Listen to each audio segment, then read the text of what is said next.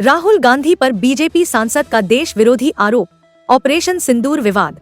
दिल्ली, भाजपा सांसद संबित पात्रा ने राहुल गांधी पर गंभीर आरोप लगाए हैं। उन्होंने कहा कि राहुल गांधी केवल विदेश जाकर देश के खिलाफ बयान नहीं दे रहे बल्कि जेएनजेड से मिलकर भारत विरोधी माहौल बनाने की कोशिश भी कर रहे हैं। इसके साथ ही उन्होंने कांग्रेस के भीतर काम के बंटवारे का भी जिक्र किया। पात्रा ने कहा कि कांग्रेस के लोग अलग अलग देशों से भारत में नैरेटिव सेट कर रहे हैं। उन्होंने बताया कि ऑपरेशन सिंदूर और वोट चोरी जैसे मुद्दों पर भी नैरेटिव तैयार किया गया, जिसमें प्रधानमंत्री मोदी और भारतीय सेना को आत्मसमर्पण की स्थिति में दिखाया गया।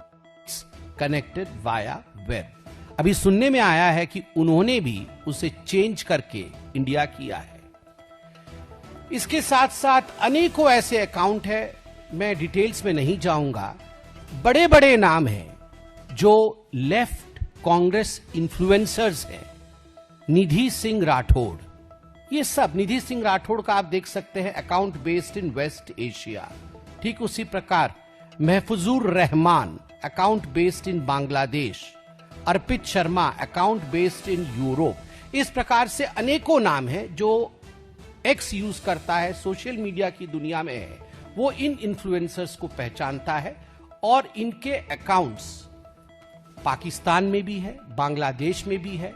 कई जगह पाकिस्तान को छुपाने के लिए ये ऑप्शन दिया गया है कि आप सटीक स्थान नहीं देके साउथ ईस्ट एशिया रीजन दे सकते हैं। तो कई ऐसे इन्फ्लुएंसर्स ने साउथ ईस्ट एशिया दे दिया है, जबकि उनका लोकेशन पाकिस्तान है। बांग्लादेश भी कई ऐसे इन्फ्लुएंसर्स के लोकेशन है। तो आप सोच के देखिए किस प्रकार से राहुल गांधी केवल विदेश जाकर देश के खिलाफ नहीं कहते हैं, वो केवल जेन जी से मिलकर के देश के खिलाफ एक माहौल बनाने की कोशिश नहीं करते हैं।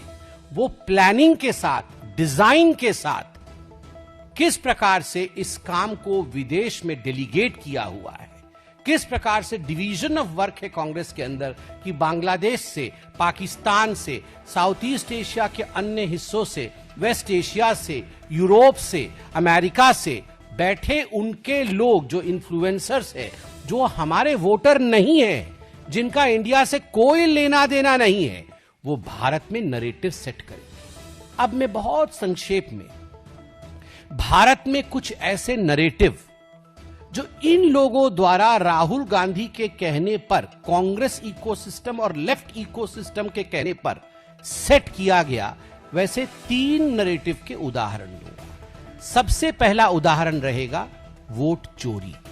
यह जो वोट चोरी का नैरेटिव सेट किया गया है हिंदुस्तान में, उसके विषय में डिटेल में जाऊंगा। दूसरा नैरेटिव ऑपरेशन सिंदूर में जो मोदी जी को और भारत की आर्मी को एक तरह से सरेंडर्ड रूप में दिखाने की कोशिश की गई, एक तरह से दुर्बल दिखाने की, वीक दिखाने की कोशिश की गई, उसके पीछे भी पाकिस्तानी हैंडल, बांग्लादेश के हैंडल, वेस्ट एशिया के हैंडल, यूनाइटेड स्टेट्स में बैठे कुछ कांग्रेसी और उनके शुभचिंतक, इस प्रकार का एक माहौल ऑपरेशन सिंदूर को लेकर बनाया गया। और तीसरा विषय संघ परिवार और व्यक्तिगत रूप से मोदी जी के ऊपर हमला करने का जो नैरेटिव है, यह नैरेटिव भी विदेश से किस प्रकार संचालित हुआ। तो आइए पहले वोट चोरी की तरफ हम जाते हैं। किस प्रकार से मिसलीडिंग ट्वीट्स इत्यादि किए गए वोट चोरी को लेकर, मैं कुछ उदाहरण लूंगा। यह अर्पित शर्मा है, इनका अकाउंट यूरोप में है। आप देख सकते हैं, इन्होंने ये वीडियो डाला है, वीडियो का स्क्रीनशॉट मैंने आपको दिखाया है। Biggest scam of India till date if proved, the vote चोरी फाइल्स। ये भारत में से नहीं बना है, ये यूरोप बेस्ड अकाउंट है और यूरोप से ये पूरी वीडियो, और वीडियो में बहुत सारी ऐसी बातें जो हमारी संस्थाओं को, संवैधानिक संस्थाओं को एक डिमीन करने का काम करती है, उसे नीचे दिखाने का काम करती है, यह किया गया है। दूसरा आप देखिए, डॉक्टर कालिका सिंगापुर बेस्ड है। कौन इस दृश्य को लाइव देखना चाहता है? आप देख सकते हैं, ये जो अरेस्टेड व्यक्ति है, ये चीफ इलेक्शन कमिश्नर है। उनको घसीट के लिया जा रहा है और यह ट्वीट भारतवर्ष से नहीं हुआ है, यह व्यक्ति भारत का नहीं है। यह पूरा का पूरा सिस्टम सिंगापुर से चला है और सिंगापुर से यह ट्वीट किया गया है। आप चिंता करके देखिए, भारतवर्ष के इतने बड़े संवैधानिक संस्थान, और मैं आज के ही अखबार को पढ़ रहा था, EC cites global honor. CEC Gyanesh Kumar will assume chairmanship of International Institute for Democracy and Electoral Assistance, IIDEA, for the year 2026 in Stockholm.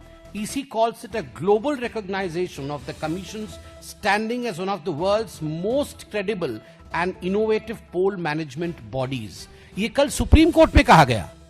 कल 26 तारीख को जब सुप्रीम कोर्ट में SIR को लेकर सुनवाई हो रही थी, तो ये इलेक्शन कमीशन के द्वारा सबमिट किया गया था। ये मैं मनगढ़ंत पढ़ नहीं रहा हूं, इलेक्शन कमीशन ने ये कहा था और ये आज अखबारों में छपा है।